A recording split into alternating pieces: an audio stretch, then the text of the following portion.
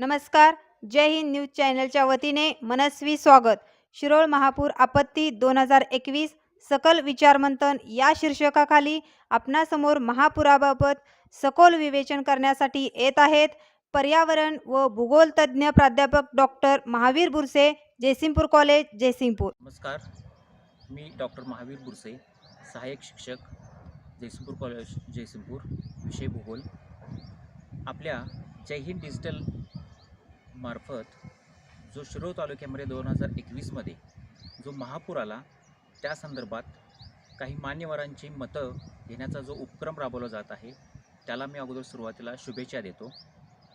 महापुराबद्दल 2021 असेल किंवा त्याच्या अगोदरही शिरोळ तालुक्यामध्ये गेल्या काही वर्षामध्ये बरीच महापुरं आलेली आहेत. त्याच्या मागची काही कारणं आपण जर बघितली तर त्याच्यामध्ये नैसर्गिक कारणं आणि मानवनिर्मित कारणं असे आपल्याला दोन भाग करता येतील. सुरुवातीला मी नैसर्गिक कारण असं सांगेन की गेल्या काही वर्षामध्ये जागतिक हवामान बदलामुळं जो पाऊस सुरुवातीला म्हणजे प्राचीन कालखंडात किंवा याच्या अगोदरच्या गेल्या 20-25 वर्षापूर्वी हा पाऊस जून ते सप्टेंबर या कालखंडामध्ये विखरून पडायचा. मात्र आता गेल्या 4 ते 5 वर्षामध्ये कमी कालावधीमध्ये जास्त पाऊस होताना दिसतोय, ज्याला आपण ढगफुटी असं म्हणतो. आणि त्याच्यामुळे सुद्धा महापूर जो आहे त्याचं प्रमाण वाढताना दिसतं. मात्र ह्याचं प्रमाण खूप अत्यल्प किंवा नगण्य आहे. प्रमुख जे कारण आहे त्याच्यामध्ये प्रामुख्यानं मानवनिर्मित कारण जे आहे ते जास्त येतं. आपल्या शिरोळ तालुक्याचा विचार जर केला तर शिरोळ तालुक्याला वारणा असेल, कृष्णा आहे, पंचगंगा आहे, दूधगंगा आहे, ह्या नद्यांचा परिसर लाभलेला आहे. आणि ह्या सर्व नद्यांच्या परिसरामध्ये गेल्या काही वर्षामध्ये पहिलं जे कारण आहे त्याच्यामध्ये नद्यांचा जो नैसर्गिक प्रवाह जो होता त्याच्यामध्ये बरीच अडथळे आलेले आहेत.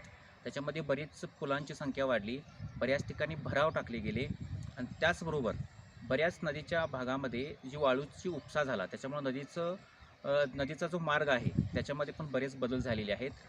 दुसरं प्रमुख कारण आहे ते वीटभट्ट्यांच्यामुळं नदीच्या वरच्या बाजूला जे उंचवटे होते ते उंचवटे कमी झाले, कारण बरीच माती काढली गेली. त्याच्यामुळे नदीचं पाणी ही बाजूच्या प्रदेशामध्ये पसरू लागलं. त्याच्यामुळं वाळू उपसा असेल किंवा वीटभट्टीसाठी काढलेली माती असेल ही प्रमुख दोन कारणं आहेत. त्यानंतर जे नियोजन होतं म्हणजे गेल्या काही वर्षामध्ये आपल्याकडे बरेच रस्ते झाले, लोहमार्ग झाले. ते लोहमार्ग हे शेतीच्या भागापेक्षा थोडे उंचावर झाले. त्याच्यामुळे जेव्हा ते पाणी येतं मात्र परत लवकर जात नाही, त्याच भागात ते काय राहतं, साचून राहतं. आणि या गेल्या काही वर्षामध्ये अशी बरीच आपण आर्थिक प्रगती केली. रस्ते असतील, लोहमार्ग असतील किंवा इतर बऱ्याच इमारती असतील, त्यांचं प्रमाण वाढत गेलं. त्याच्यामध्ये प्रामुख्यानं नदी फक्त ही नदी तयार होते वेळी ओढे असतील, नाले असतील, उपनद्या असतील याच्यापासून बनत असते. गेल्या काही वर्षामध्ये प्रामुख्यानं शहरी भागात असं दिसतं जे ओढे आणि नाले जे आहेत, जे नदीचे प्रामुख्यानं ज्याच्यामुळे एखादी मोठी नदी निर्माण होते त्या ओढे आणि नाल्यांच्यामध्ये घुसवून त्या ठिकाणी बरेच अपार्टमेंट उभे केले गेलेले आहेत, बऱ्याच इमारती झालेल्या आहेत. आणि त्याचा पण परिणाम असा झाला की त्या भागामध्ये म्हणजे म्हणून अशी म्हटली जाते की पूर्वी किंवा प्राचीन खंडामध्ये जी गावं होती ती नद्यांच्यापासून खूप लांबवर उंचावर असायची.